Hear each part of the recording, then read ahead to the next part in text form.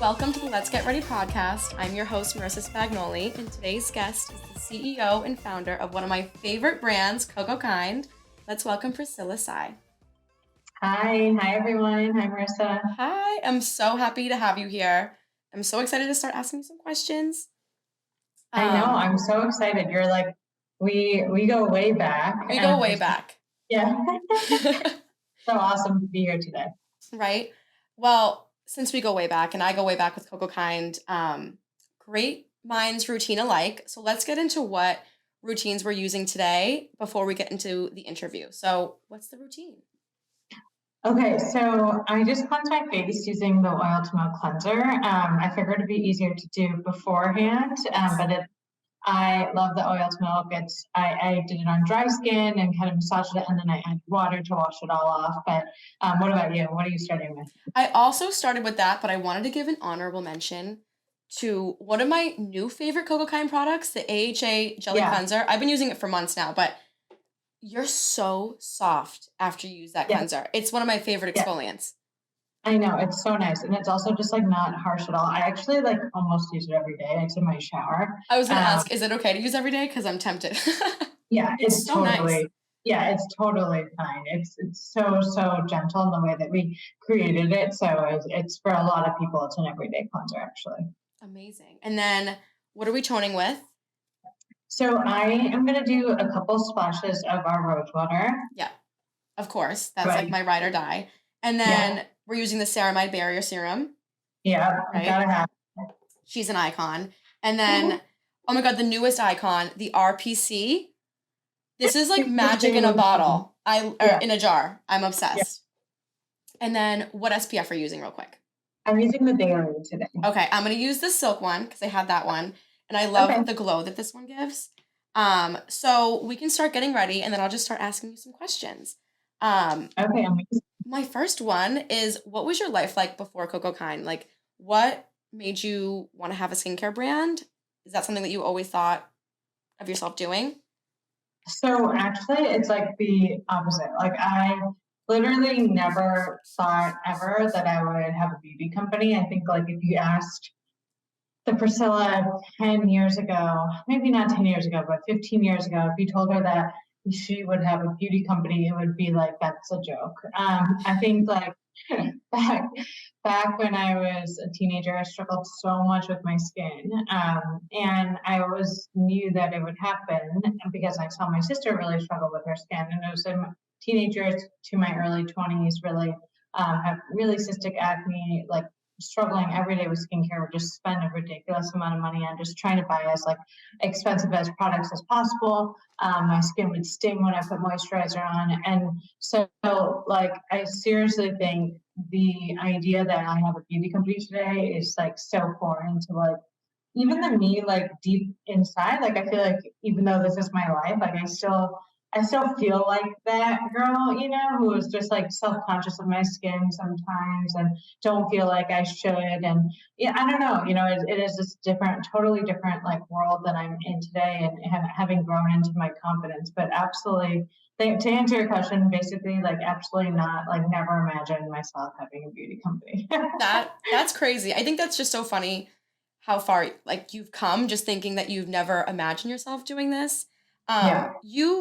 Your past is in finance, correct? Correct me if I'm wrong. Yeah, I started honestly, I only worked in finance for 4 years. So people always talk about how I work in finance, but it was only my, 21 years old to 25 years old. So basically barely did it. It's not like I was like this insanely experienced, person in finance, but I did go to school, and I went to school, and my first career was in finance. Okay.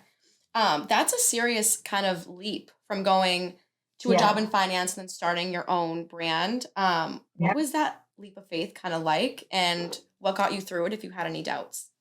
Yeah, well, I think it's like interesting because first of all, you have to like the context is important, which is like the context being I was 25 years old. So I quit my job when I was 25, and started Cocokind at like 26. And I think that's important because at 25, thankfully I had some savings from my, couple of years of working. But, I definitely had like not a lot to lose, at that point. I always knew I wanted to start a company. And I felt I grew this like insane passion for ingredients and skincare. And just like diving more into like how skincare products were made and the ingredients and pricing, like sustainability, all that stuff. But I think like the context being that I was 25, meaning that I wasn't that scared, and I don't, maybe that was age, maybe it wasn't, but I do think it played a good part of it. And, I really started this company with just like a ton of energy, not a lot of experience though. So I had to rely on a lot of expertise outside of me and I had to learn really quickly. But there wasn't a lot of like fear. That's amazing. I feel like confidence is definitely key. And like you said, Yeah. obviously I think age plays a part because when you're confident and you're a little older, you're like, I have this, I got it. Totally. It's a little bit easier to go into. Since I'm not familiar, what is the process like launching a brand from scratch? Like having no experience, like how did you start that?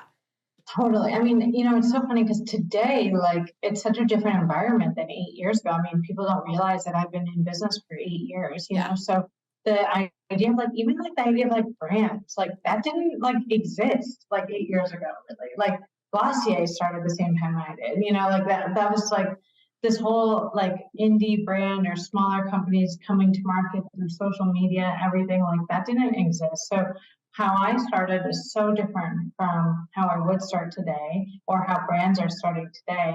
And frankly, like if I had started with how I started today, I don't think we would have made it because I had like no, expertise, no dollars, no marketing like experience, like, all of these things like I didn't have. And you see companies come to market today and they're already like full grown ass companies, like they've got a full on like, brand, personality, their products are like, everything. Like there's no evolution. And Yeah. we Yeah. we had an evolution, Definitely. I definitely agree that it's so much different now. Like you said, they just pop out perfect brands. Everything's branded. It's all Yeah. done for you, and there's no rebranding. But Cocokind had a Yeah. rebrand at some Yeah. point. So how did Mhm. you decide to rebrand? And I also think just the colors of your packaging are so interesting, and I kind of wanted to hear some inspiration behind that too. Yeah.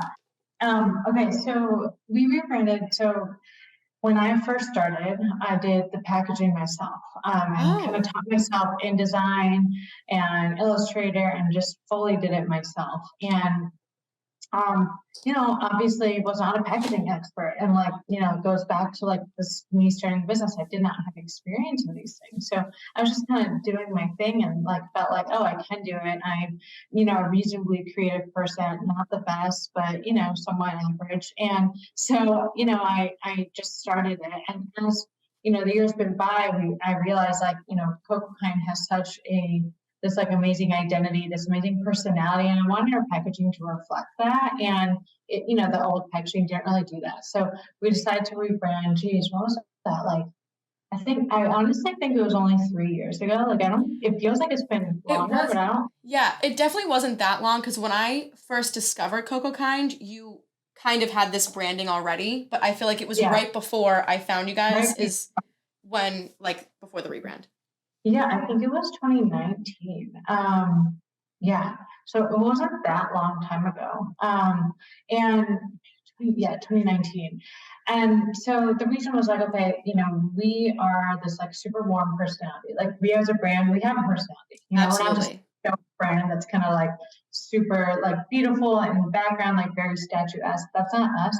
But at the same time, we really, simple, elegant, but fun and warm and everything. And so that's where we wanted to like transition the packaging to be. And a huge part of that was like simple packs, like simple packaging, simple text, like all that stuff, but having colors. Like Yeah. that was a big part of like how we get to this like warm and fun and kind type of personality behind the brand. And so with our choice of colors too, it was really intentional because we were like, you know, those sweaters that you see, like, you know, the old Navy sweaters, or like, Yes. you know, those sweaters were just like different colors where it's not like it's like so like expected, you know, it's like when you see striped like sweaters, it's like we wanted it to be like that, where it wasn't like so expected, like everything is pastel or everything is like blue or something like that, but it was like more unique.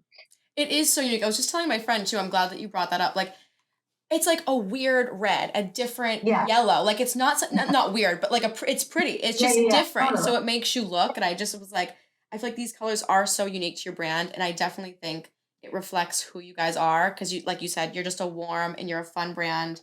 Um, and the packaging is really like what got me at first because I was like, okay, it's affordable. I was in college. I had no money for skincare. It's Yeah, affordable. It's cute, it's young, and it seems like the products are effective, and obviously they are now that I know.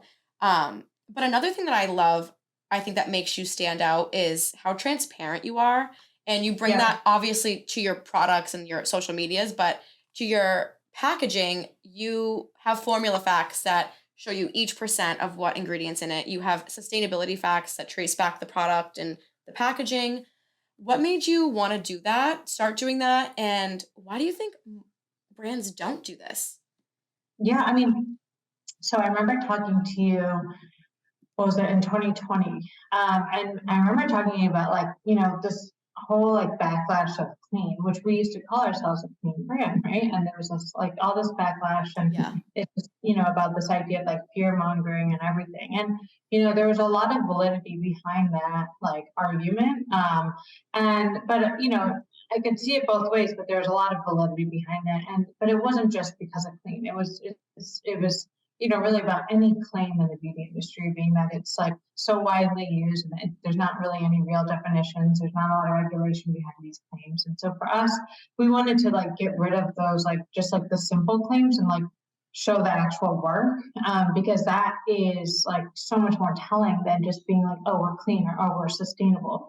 And by the way, what do those things even really mean anyways? And so, you know, that's why we decided to have a formula facts, and we actually decided between putting like exact percentages, or we do what we do now is we do buckets, you know, here are ingredients, carriers, humectants, preservatives, like things like that, because we wanted also people to understand it. Like if you know, I'm looking at our like vitamin C right now, but if you said like, oh, like, you know, betaine, you know, that's in our humectant section, right? Like people don't know what betaine is unless you Google it. So we kind of wanted people to understand, but like we feel like we can educate on what humectants mean, you know, and then they can see what bucket it lies in, or preservatives, or pH adjusters, or whatever it is. So it was important to us that we just show people our work, and instead of just relying on a claim.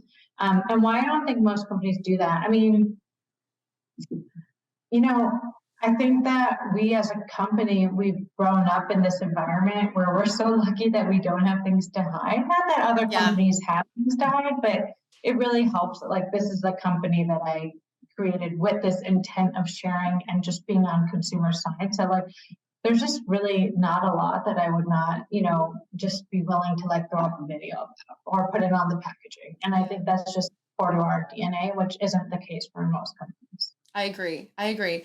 And I was gonna say too, I just your transparency, I think, is what my favorite part about you guys. And like you said, I love how you do brackets for the ingredients because, like you said, it explains it in such simpler terms for someone Yeah, who isn't well versed in skincare. And I think your blog does a great job of yeah, that too. That was something I used to read. I mean, I still read it, but when I was learning about skincare, I would always look to your blog, or even if I would Google a question, the Cocokind blog would come up, and it just you guys just explain things in the best way, so anyone can understand it, and you're still learning.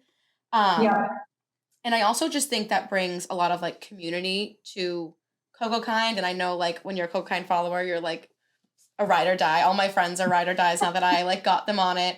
And I also love how you bring in your audience, your followers, and your consumers on product launches because Mm. that's who you're selling to. You want to know what they want, what they're looking for. Could you kind of take us deeper into what it's like to launch a product and Yeah. stuff like that? Oh, yeah, for sure. I mean, But people don't really realize, but like launching a product is an entire company's effort. Like it's really the one of the largest work streams our company does as a whole company, right? Like it involves every single department. So first starts with product development, and really thinking about what do we need in our portfolio, what is missing, how can we add value, what's unique that we can, really have be like a unique product that is actually additive. And so it starts with that. We dream that up. We go through multiple rounds of iteration, sometimes 30 rounds, but maybe sometimes it's only 5. Like it depends on, how simple, complicated something is. And then once it's past that, then it goes into all the testing, efficacy testing, safety testing, stability testing, all that stuff. You start having to bring in your operations team to start purchasing things.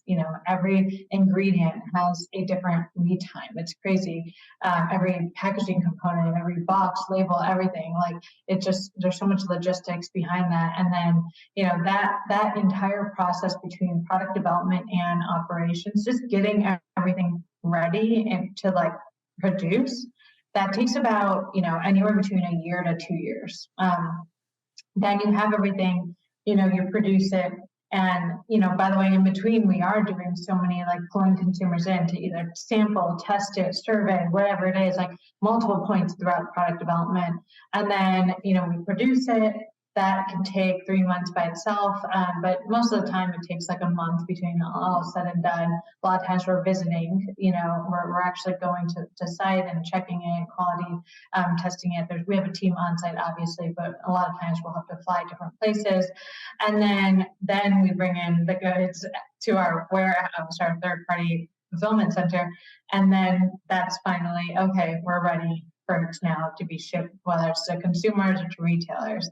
So it's just like really insane, timeline. It requires like a crazy project management, basically.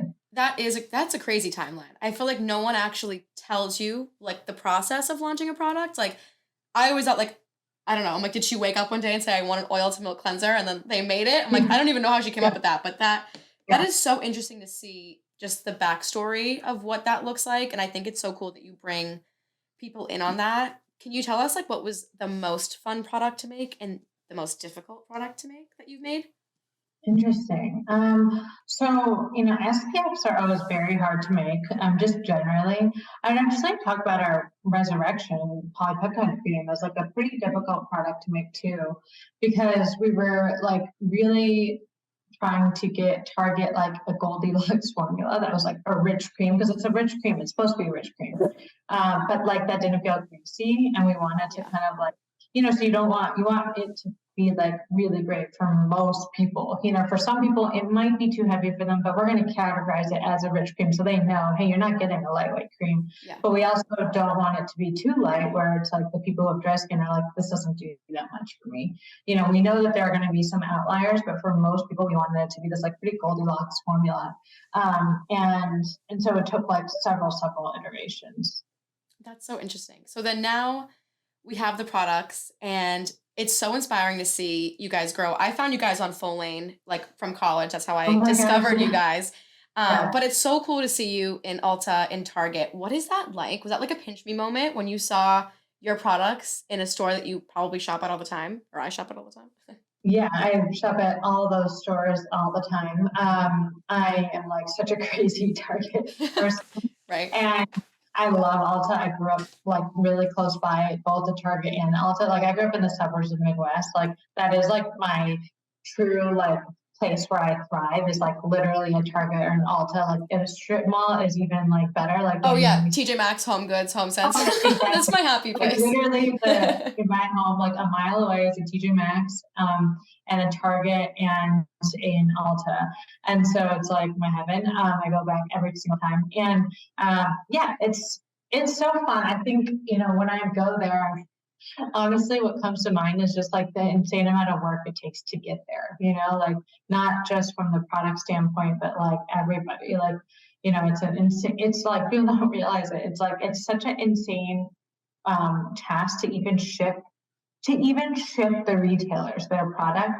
Wow. Let me tell you, it's a whole team. Like it's a whole, like there's a demand planner, there is a logistics planner, there's a, people at the warehouse actually, packing and everything, like, and to do that well, it's like really hard. So I actually think when I see that, I'm so proud, but I automatically go to like, oh, like logistically, this was tough. You're like, I can't even look at you anymore. No, that's interesting because I feel like a lot of brands, it just looks like you popped up and it's easy and they Yeah, just buy it. Literally, who knew? yeah. Who knew? That's We know. wild. Yeah, you know too well, a little too well. And like I said, it's so amazing to see your brand grow and you grow in your success. But the question I always like to bring up to my guests, I like to bring up the Kris Jenner quote: "If someone tells you no, you're talking to the wrong person." Has anyone told you no on your journey, your career journey that you knew was a yes? And how did you get that yes? Yeah, absolutely. I mean, I feel like there's a lot of no's, so many no's. Almost every single one of our yeses was a no at first. I mean, let me tell you, for Ooh, real. Like, in the beginning, I remember this one broker that I really wanted to represent us to sell to retailers, like said no because she said that our pricing was too low and that no one was going to believe that it was a quality product. That was like one of the most iconic no's that I got, in the yeah. business that I'll never, ever, ever forget. I got no's for, expanding to Target in stores at first. I got a no for Ulta in stores at first.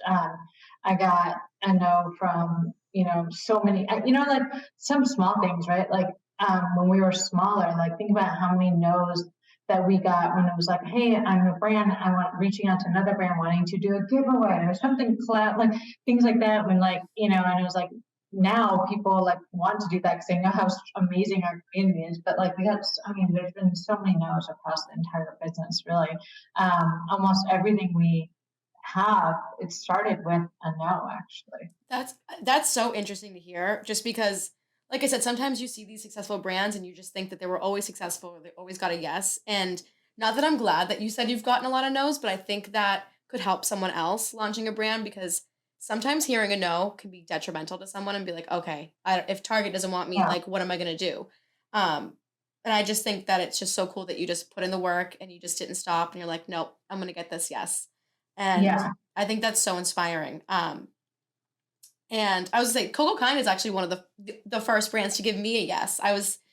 I DM'd you guys at like not even 8,000 followers. I'm like, I don't know why you want to work with me, but hi, I love your products. I've been using you forever. And then when you guys sent me like the first box, I literally cried. I was like, they trust me with this. Like I can't even believe it. But um, it's amazing to see you come full circle and us come full circle too, which I think is so cool. Um, absolutely. what is the best part about having your own brand? What's your favorite part?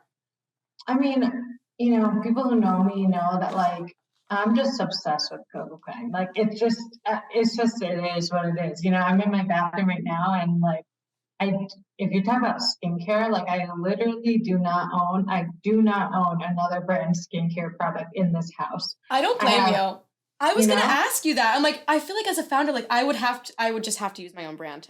You know what I I, mean? I I don't blame you. literally only use Cocokind or things that we're developing. The only thing that I see other brands right now are I have a Sunny Space lipstick, I have a Fenty eyeliner, Of a course. Benefit eyebrow thing, and an Ilia foundation. Like that's literally it that I'm looking at in my entire bathroom right now. I feel like that's iconic. Like I look at my skincare as like my little trophy, so I can't imagine what you look at like probably like your little babies. Like I mean you have real babies, but still. Yeah. They're your first Yeah, babies. I'm just obsessed with it. I think, just it's been a huge part of my life. I mean, I've grown up with this brand and I take that like so seriously. I'm so proud of everything we've done, all the failures, all the mistakes, all the no's, like all that stuff. And so, for me, it's just like a deeply personal brand, I think that's why people feel like there is personality with Cocokind because there's a lot of our personalities, like our team's personalities, my personality in this brand.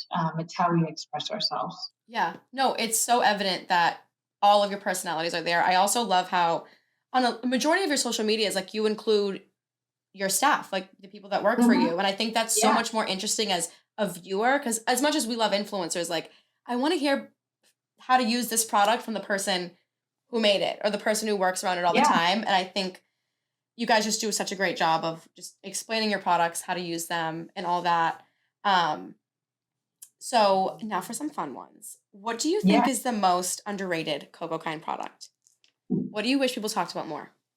So turmeric illuminating solution, I think is just such an amazing product. And it's a really gentle exfoliant, 7% blend, and it smells like turmeric. It's so good for brightening and softening, all that stuff. And yeah, I just feel like that one needs to get more hyped all the time. I'm always feeling like that. I'm like, this is like an amazing product. It really that's a good one. And then I feel like my underrated one would either be the AHA jelly cleanser because I'm like Yeah, more people need to talk about this exfoliant, sure. Yeah, or like the first product I ever bought was the My Light highlight, and I'm like yeah, I know. she's iconic. Like she's one of my holy grails. She oh my god, it's Totally. so good for the summer too. Just that, and that's all you need. It's one of Well, my you know favorites. that we discontinued that, right? Is that why? Stop. Is that why I can't find it? Yeah, so, well, it's so funny you say that because like I'm obsessed with our highlighters too, but like no one bought them, Marissa. I'm like, do you have any left over? No, that's funny. No. Like I was um, thinking about that the other day because I also still use my light, but sometimes I feel like a cheat. So I'm like, I feel bad because no one else can use it because we're not selling anymore. But I actually do want to bring them back in some form. I really do. please. But I have some that I can send to you, my Oh, personal. I was joking, but I'll take anything. That's just funny. I had no idea. I'm looking for it. I was in Target today and Ulta, and I'm like, where is this highlight? I'm like, I need the Yeah. highlight. That makes sense. Well, since we're running out of time, I want to just ask one last question. What is your favorite piece of advice or business advice that you can leave us with? So I think my favorite advice is just start small. People starting a company is so overwhelming. Starting anything is overwhelming, whether it's new job or new, I don't know, anything, right? And so, but when you break it down into really small actions, you can get so much done. And I think that's important where you don't think about it and you're like, oh, how do I make this company full of, a whole routine of skincare? It's like, no, it's like literally today, how do I figure out what the formula hero ingredient should be, or how do I figure out what color the label is going to be? Like start really small and you just chip away at it. And that's how I created this company with almost no money. Of like we didn't launch with any like significant dollars. We launched with my savings. And I think there's a lot to be said about that. Where a lot of people feel like they can't start a company because they don't have all of it together. But you don't need all of it together at first. You can start small and work your way up. I think that's great advice. I think, like you said, you see this and you just think, like, how do I launch this? Or some people will just view it as like they just came up, like I said. But I think those little moves every day can be life changing. And I think that's great advice. Exactly. Thank you so much for being on. I loved Oh my talking God. to you. Of course, this is so fun. I could do this like all day. Oh my God. Well, there can always be a part two. Well, I feel like can we like do a part two? Okay, this is only for you, like Oh my God. because I know, like, can we do a part two, Marissa, where we do like what skincare would a Real Housewife character use? Because I am like a major Bravo person, and I know that you are too, because obviously I watch your content. Yeah. I feel like that would be like iconic. Can we do that? I was gonna say this was just so quick. I would love to just like hop back on. Doesn't have to be anytime like ASAP, but you give me a Yeah. date and we'll do a Yeah. little game for this and I'll Okay. add it in because this was really Okay. quick and like I'm so glad we covered everything. I Okay. would love Okay. Good. that. Let's do it. Oh Yeah. my God, Real Housewife Cocokind Awards. Amazing. That would be so I'm so amazing. excited. Oh my God. Well, have a good rest of your day and we'll Oh talk my God. about the Thank game you. soon. Yes. Thank you so much for having me. Okay. Anytime. Happy holidays. Bye. Happy holidays. Bye.